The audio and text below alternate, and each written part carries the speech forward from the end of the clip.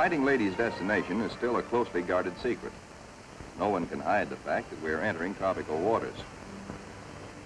Our ship seems more friendly and comfortable now. We greenhorns feel that a suntan will at least make us look like fighting sailors. Even our mascot, Scrappy, has been at sea longer than most of us.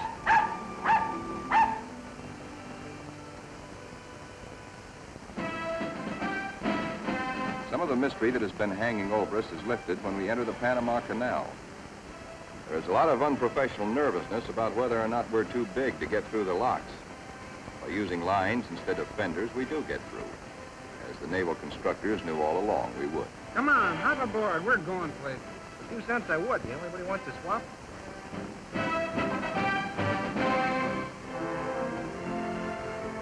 Now we stand out into the Pacific, and life aboard settles down into monotony. Here are our aircraft pilots, officers all. Ship's company call them the glamour boys. They are the men who fly and fight our planes. All the efforts of all the rest of us are concentrated on putting these people into the air and getting them back again. Most of us are hiding a certain amount of nervousness and anxiety. Many of us are Johnny-come-latelys, reserve officers who only recently learned to fly at Corpus Christi and Jacksonville. Others among us are specialists who trained at Quonset Point, Rhode Island.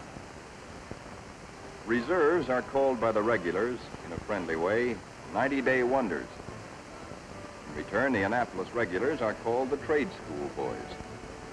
But whether Quonset or Annapolis, all are bound together in the fraternity, the close fellowship of Navy men.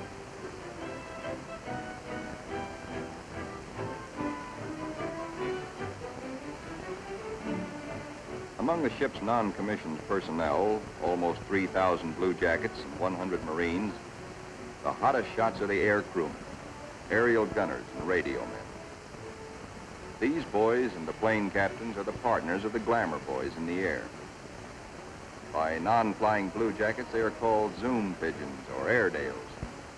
And because they receive 50% extra pay for flying, they are sometimes referred to as the bankroll boys.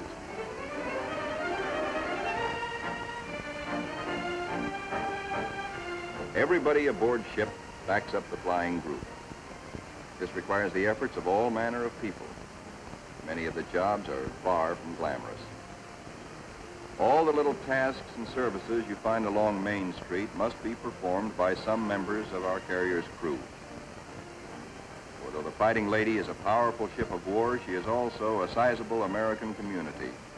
Population must be supplied with all the necessities and some of the comforts of home. Doc Sorensen, the pharmacist's mate, is just like a village druggist. Next door is our hospital called Sick Bay. There's only a few patients now, but soon it is to be filled with our wounded. Men like these who perform the humble jobs that make life aboard a fighting carrier more bearable, the barbers and the cobblers, seldom mentioned in communiques, they all have a place in our fighting team.